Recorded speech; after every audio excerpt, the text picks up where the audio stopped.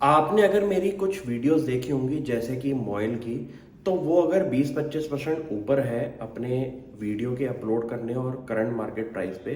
तो काफ़ी लोगों ने मुझे क्वेश्चन किया कि इसमें 20-25% की रिटर्न कैसे आई। अब मैं इस वीडियो के अंदर उस स्टॉक को लेके स्पेसिफिक एक स्टडी मटेरियल आपके सामने शेयर करने वाला हूँ, और इस स्टडी मटेरियल को आप बेस बना के अपनी बाकी कंपनीज के अंदर भी खुद स्टडी कर सकते हैं। ये वीडियो ध्यान से सुनना, क्योंकि ये वीडियो उन लोगों के लिए इंपॉर्टेंट है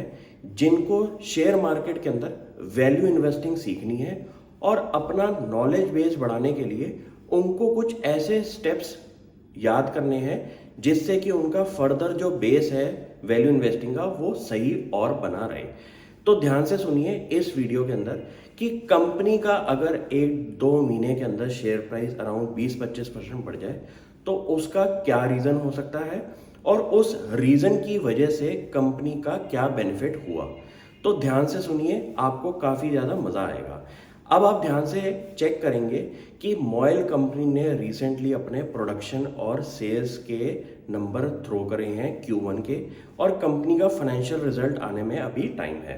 तो कंपनी ने इस प्रोडक्शन और सेल्स के नंबर्स के अंदर एक चीज़ बताई है कि उनका लास्ट ईयर के कंपैरिजन में Q1 के अंदर प्रोडक्शन के अंदर अराउंड 35% का इंक्रीमेंट आया है, सेल्स के अंदर अराउंड 39% का इंक्रीमेंट आया है, और कंपनी का जो कोर बिजनेस है एक्सप्लोरेशन का,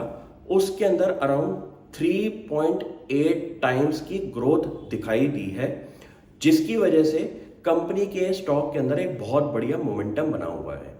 मैं अपने स्टूडेंट्स को ये चीज़ बताता हूँ कि कभी भी सिर्फ स्टॉक को उसके प्राइस से मत नोटिस करें,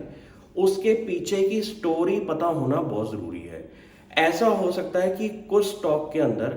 कोई कॉर्पोरेट एक्शन नहीं आया है और स्टॉक प्राइस बढ़ रहा है, लेकिन ऐसी भी प्रोबेबिलिटी है मोस्ट ऑफ द केसेस के अंदर कि उसके पीछे के बढ़ने का रीज़न आपको पता कर जाए अगर आप ढंग से स्टडी करें इस स्टॉक को लेके।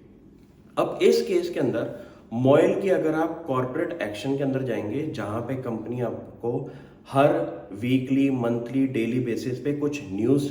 थ्रो करती है अपने शेयर होल्डर्स के लिए, वो आपको अपने सबसे पहले पकड़ में रखनी है कि कोई भी कंपनी की अगर न्यूज़ आ रही है तो वो आपको अगर सबसे पहले पता चलेगी तो आप एक सेल्फ स्टडी के बेसिस पे एक अजम्पशन बना सकते हैं कि ये एक पॉजिटिव कमेंट्री है या फिर नेगेटिव।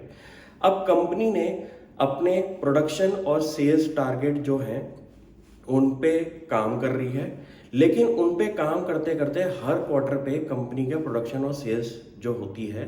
वो रिलीज करनी होती है। इस केस में अगर कंपनी ये कह रही है कि लास्ट ईयर के कंपैरिजन पे 35-39% की ग्रोथ हुई है, तो इतना पता चल गया है कि मैनेजमेंट जो बड़ी बड़ी बातें कर रही है उस पे भी काम हो रहा है। ये बहुत इंपॉर्टेंट क्राइटेरिया है जिस पे आप एक टिक मार्क मार सकते हैं। सेकेंड चीज होगी कि एक माइनिंग कंपनी का मेन बिजनेस होता है अपने मिनरल्स को एक्सप्लोर करना, और उन मिनरल्स में आपको अगर कोई डिस्कवरी होती है तो आपकी प्रोडक्शन कैपेसिटी भी इंक्रीज हो सकती है। इस केस में कंपनी की जो मिनरल एक्सप्लोरेशन की एक्टिविटीज हैं उसके अंदर कंपनी ने ये बोला है कि अराउंड 3.8 टाइम्स की ग्रोथ दिखाई दी है, कि अगर वो एक साल में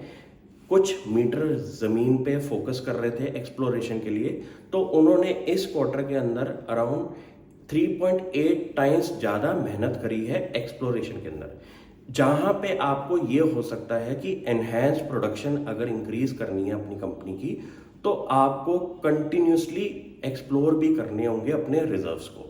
ये भी एक टिक मार्क मार सकते हैं कि कंपनी एग्रेसिवली अपनी प्रोडक्शन कैपेसिटी को इंक्रीज करने पे लगी हुई है। तीसरी चीज, कंपनी का एक बाय प्रोडक्ट है अपने मैग्नीज ओर से जो निकलता है इलेक्ट्रोलाइटिक मैग्नेटिक जो होता है डाइऑक्साइड, वो उनका यूज होता है फार्मा और बैटरीज की प्रोडक्शन के अंदर। तो कंपनी ने इसके अंदर भी अपनी प्रोडक्शन जो है वो इंक्रीज होती हुई दिखाई दी है, और ये एक ऐसा प्रोडक्ट है जो कि फिलहाल इंडिया में सिर्फ इंपोर्ट होता था, तो जिससे इंडिया की इकोनॉमी के लिए भी बेनिफिट है, और कंपनी को इसके अंदर कह सकते हैं कि एक मार्जिन इंक्रीमेंट भी दिखाई देगा ऐसी प्रोडक्शन को रिजर्व्स में एक्सप्लोर करके। ये भी आपको पता चल गया। और कंपनी का जो इंटरनल टारगेट है अपनी प्रोडक्शन को 3x इंक्रीज करने का, उसको आप हर क्वार्टर बेसिस पे चेक कर सकते हैं कि कंपनी जो अपनी टारगेट बता रही है उस पे कंपनी काम कैसे कर रही है। बहुत ज़रूरी है, स्टॉक का सिर्फ अपसाइड देखना ज़रूरी नहीं होता, लेकिन उसके पीछे की स्टोरी पे पकड़ बनाना भी बहुत ज़रूरी होता है। मैं हमेशा अपने ऑडियंस को ये कहता हूँ कि स्टॉक को अच्छी तरह से स्टडी करें और इतना पता होना चाहिए कि रीज़न बढ़ने का और गिरने का क्या है। ऐसा हो सकता है 5% केसेस के अंदर कि कोई ऐसा मार्केट फैक्टर है जो कि अनआइडेंटिफाइड है, लेकिन जो आइडेंटिफाइड फैक्टर्स हैं उस पे आपकी पकड़ सबसे ज़्यादा होनी चाहिए। Thank you.